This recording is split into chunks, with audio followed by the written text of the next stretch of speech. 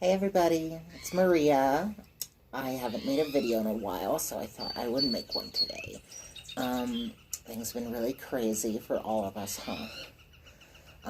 I did a live feed not that long ago on my Instagram, and I kind of just rambled about the four elements and their place in cartomancy overall, as well as a little bit into how important they are really to all forms of divination that I practice, because you find, the basic four elements, fire, air, water, earth, throughout astrology, geomancy, basically all, this is the foundation of what you could call Hermetic thought, which essentially is what most of Western occultism is based in, if not, I mean, really all of it, especially given just given how it was proliferated in the late 19th and early 20th centuries by English occult fraternities who continue to influence quite a few people, even if it's only in the way that people began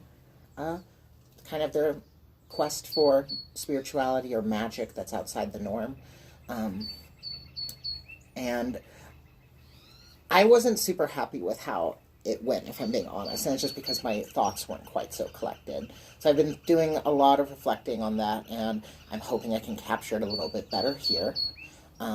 So something that I really like about the bicycle playing cards is this image on the back of them. So here we have these four cherubs surrounding these two other angels. They're on bicycles. There's almost kind of like an like an Ezekielian, I guess, if that's a word, way that they remind me of the imagery that comes from the book of Ezekiel of wheels within wheels. And that is something that I've always found really neat, for lack of a better, fancier, more intellectual term. But I love this image because this so perfectly sums up in a single symbol, in a single, fantastic image that's emblazoned on all of these cards, these very mundane cards, these things that we play games of chance with, as well as try to foretell the future. But here we have the four elements, and they are kind of revolving around these two polarized oppositional forces. Now, we get the four elements. We get the fire, air, water, earth from a pre-Socratic philosopher named Empedocles.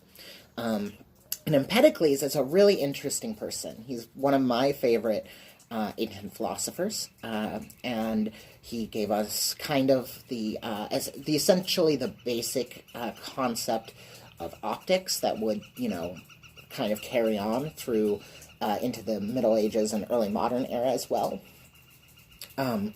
This notion that, like, the eyes have a fire to themselves. It's, not actually true because we don't have glowing eyes, but there's something kind of to it still that I like.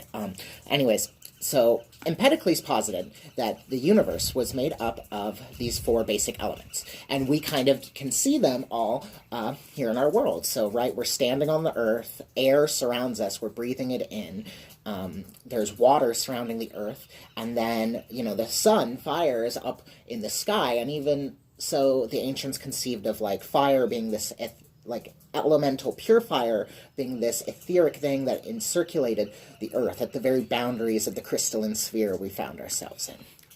Now, of course, this is kind of coming from maybe Terra-centric, an outdated model. However, I think there is still use to this concept when we're thinking about things from our perspective on Earth. And we can operate with both a heliocentric materialist understanding of our star system, while at the same time recognizing that when we are doing divination, we are doing it from our perspective here on Earth, because that's where we live. So, going back to it, so this ancient conception of elements is like they're a very primal thing, and they're also a very mundane thing in a lot of ways because they're all around us. So, anyways, these four elements we constantly see changing and mixing and coming together, and that's because of this dual force that Empedocles described, which he named love and strife. And he used as symbols for these concepts the gods Ares or Mars and oh gosh, why am I blanking? Aphrodite. There we go. That was a big brain fart. So Ares and Aphrodite were the two Greek gods that he used kind of like as analogies for love and strife. Love is constantly pulling the elements together, and strife is constantly tearing them apart. And by this constant cycle, push-pull of these two forces, do all the biological and material processes of this world occur. And you know, there's something very much to that, because Empedocles positive too in this theory that basically the universe was constantly in a state of creating and destroying itself, and like even on these minute levels, right? Like all things basically operate in the same way, but also in these hypercosmic levels. So he believed that the universe had been created and destroyed multiple times. There's a lot to all of this whole theory, but I just want to give this little cursory summary of it, because it's where my basis for understanding the elements as well as my understanding of reality comes from. I base my spiritual views wholeheartedly in the Empedoclean theory of elements. It makes sense to me, but what I find interesting is that love and strife are left out by so many. And I mean, honestly, that's just because it didn't transmit. Like, we see the four elements appear everywhere else. They appear, but they appear missing these two. Now, I don't think whoever made this image made it with that in mind, but I think it is incredibly, like, almost miraculous that they would do so.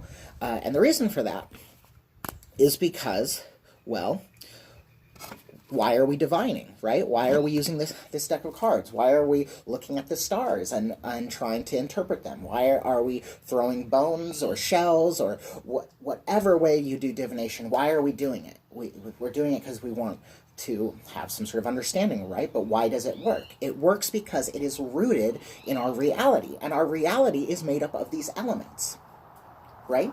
We live in the elementated world. We live in the natural world. We live in the sublunary sphere. We live in, the Earth where we are. We're like the lowest point in a cosmic chain of virtues descending from the One, or, God, or the Creator, the Monad, whatever you want to call it, But that's really far away from us, right?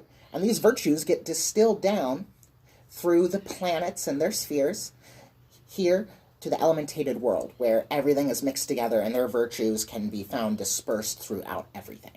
And these virtues include the elemental qualities, so whether something is fiery or watery or airy or earthy. But you can describe these further by saying, fire, because we know that fire is hot and dry, air is hot and wet, water is cold and wet, and earth is cold and dry. So all the four basic elements can also be described by four even simpler elemental qualities, which are hot, dry, cold, and wet. They're all a various mix of these, as I just went over. So, again, why is this important even beyond that? Well, I'm going to draw here a little bit from somebody a little bit further away and a little bit closer to us in history than Empedocles, and that's an alchemist named Paracelsus.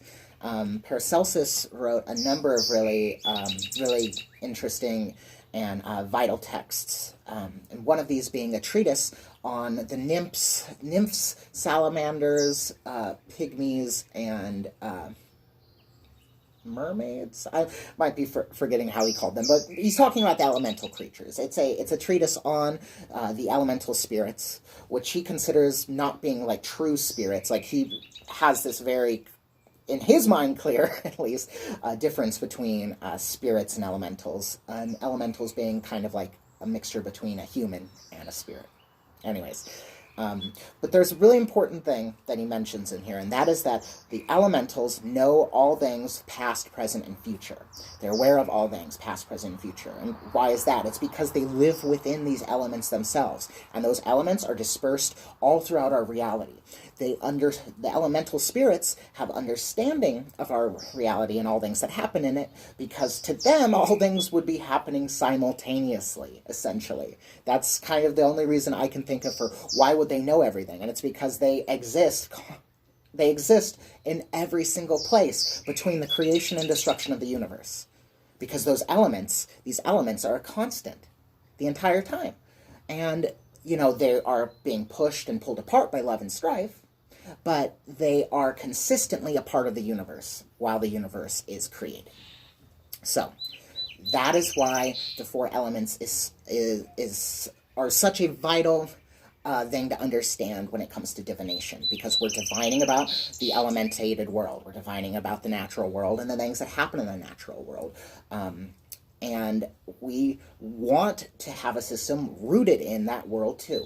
So for that very simple reason, that is why these things are important. And that's why they appear then throughout the rest of the deck. So you have, in the playing cards, you have the three face cards. These three face cards are the rulers of the ranked cards. So in this way, you could see them as the king and queen. They are the nobility of the society of these elemental creatures that are represented by the ranked cards. The ranked cards, the cards ace through 10 could be seen in a way as different forms of that element, or different things that element can be connected to or seen in the various things that exist in our world. Because that's the other thing about divination, is that it has to be able to represent anything that is possible to experience in our world. Not the universe, but in our world, our human world. And, in astrology, we see this through the meanings of the 12 houses and the various meanings that the signs and the planets can take based on their relationship to each other through aspect, but also through the houses and where they fall accidentally. So see, there's different ways that we use this in the different forms of divination, right?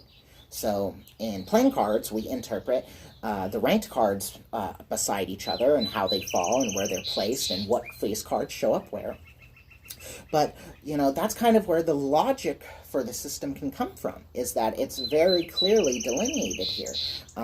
Like that there are four different societies based on within the cards themselves. And of course, these are just analogies and analogs to these things that exist out here with us in the sublunary sphere. These things are just part of our reality. So I hope you enjoyed that video. I think I'm going to cut it off there because I'm hoping to put this on my IGTV channel as well as YouTube. So I'm hoping to get back to doing these again soon. If you have any questions, leave a comment. Make sure to like and subscribe on YouTube. Make sure to follow me on Instagram. And make sure to like me on Facebook. Just look up Cunning Cards on any of those. And you'll find me. Well, it's been really good. And I'll see you all soon. Bye.